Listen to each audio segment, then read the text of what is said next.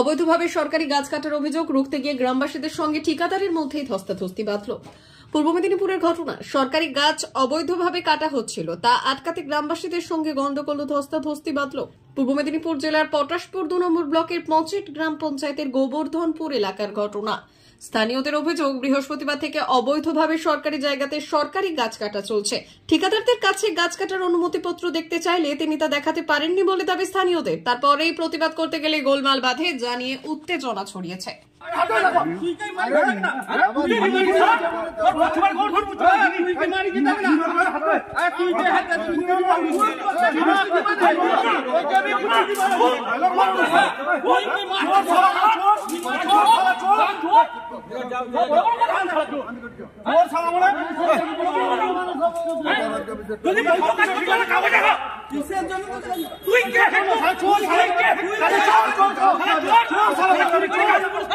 চুরি করে গাছ বিক্রি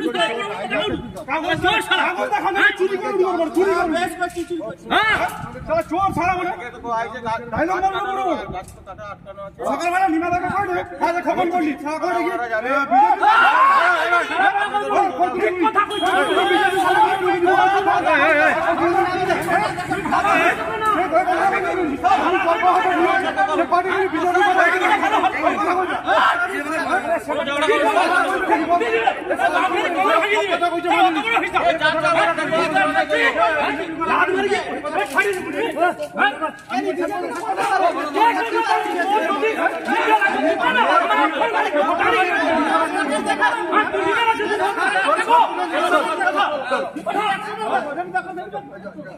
এখানে স্থানীয় কেউ জানে না, তো দুদিন ধরে গাছ কাটা চলছে। আমরা যখন বাধা দিতে গেলাম তখন ওনারা বললেন যে প্রশাসনিক লেভেলে যোগাযোগ করো। আমরা প্রশাসনেও খবর নিয়ে দেখেছি, কারোর কাছে বিডিওর কাছেও আমরা জানতে চেয়েছি। উনি বললেন যে না, আমার কাছে কোনো এর বিষয়ে কোনো তথ্য নেই। প্রধানের কাছে জানতে চাইলাম, প্রধানও বললো যে আমার কাছে কোনো তথ্য নেই। তো আমরা সেইভাবে বাধা দিতে গেছিলাম, তো ওনারা এসে তর্কাতর্কি হয়।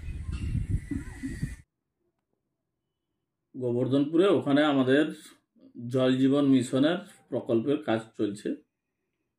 ওখানে জল তোলার জন্য যে পাম্প, সেই পাম্প ওখানে বসছে এবং সেখানে তার বাড়ি তৈরি হবে। স্বাভাবিক কারণেই ওটা আমাদের সরকারি জায়গা, ওখানে তাদেরকে তো কাজ করতে দিতে হবে। যারা অভিযোগ করছেন তারা কাজে বাধা দিচ্ছেন, সরকারি কাজে না জেনে বাধা দিচ্ছেন আর রাজনীতি করছেন। আমার কাছে যারা খবর আছে তারা রাজনীতি করছেন। তো এটা রাজনীতি করার কোনো জায়গাই নয়, কারণ বাড়ি বাড়ি জল পৌঁছে দেওয়ার জন্য পশ্চিমবঙ্গ সরকার যে লক্ষ্যমাত্রা দিয়েছে, সেই লক্ষ্যমাত্রা অনুযায়ী আমাদেরকে কাজগুলো করতে হচ্ছে। সেখানে 2-3টি গাছ কাটার জন্য কোনো পারমিশন লাগে না। যারা এইসব অপপ্রচার ছড়াচ্ছেন তাদেরকে বলবো সেখান থেকে বিরত থাকার। তো কেন্দ্র সরকারের অনেক বঞ্চনা আছে, মানুষের বাড়িতে জল পৌঁছে দেওয়ার জন্য তারা বাধা দিচ্ছেন। তারা আবাস যোজনার টাকা যাতে গরিব মানুষ না পায় তার জন্য বাধা দিচ্ছেন। 100 দিনের কাজ যাতে গরিব মানুষ না পায় তার জন্য বাধা দিচ্ছেন। সুতরাং এদের তো অন্য কোনো কাজ নেই। এরা বাংলার উন্নয়নও চান না, এরা বাংলার বিরোধিতা করেন। স্বাভাবিক কারণে তাদের নেতারা যেখানে বিরোধিতা করেন তাদের কর্মীরাও বিরোধিতা করছেন। আমার কাছে যা খবর যে বিজেপি বন্ধুরা কিছু এইভাবে করছেন। তো আমি তাদের উদ্দেশ্যে বলবো যে সার্বিক কাজের জন্য যেটা প্রয়োজন সেটাই করা হয়েছে। সুতরাং এখানে কোনো অনৈতিক বা অন্যায়ের কোনো কাজ এখানে করা হয়নি।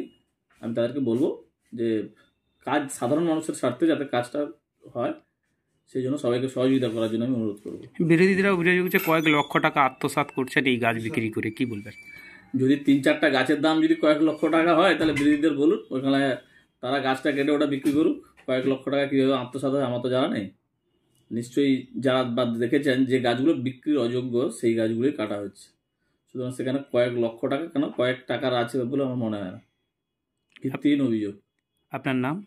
আমার নাম স্বপন মাইতি, ডেজিগনেশন সভাপতি পটাশপুর 2 পঞ্চায়েত সমিতি। সোনার অলংকার মানে আভিজাত্যের অহংকার, চির বিশ্বস্ত, চির নতুন। বেলদার নবতম Tanushree hallmark jewellery house, Belda main road, Punjab ব্যাংকের বিপরীতে, যা আপনাদের সেবায় নিয়োজিত। আপনি এখানে পাবেন 100% সোনা, রূপো ও ডায়মন্ড জুয়েলারির আধুনিক নিত্য নতুন ডিজাইনের সমস্ত গহনা। সব পছন্দের সেরা কালেকশনের গহনা পাওয়া যায়। Tanushree hallmark jewellery house, Belda main road, Punjab ব্যাংকের বিপরীতে। যোগাযোগ 9999339860 অথবা 9999349860। বিশেষ দ্রষ্টব্য, আমাদের এখানে গহনার মজুরিতে 10% ছাড় দেওয়া হয় এবং পুরনো হলমার্ক সোনার পরিবর্তে নতুন গহনা কেনার সময় কোনো খাত বাদ দেওয়া হয় না। Tanushree hallmark jewellery house, Belda main road, Punjab ব্যাংকের বিপরীতে।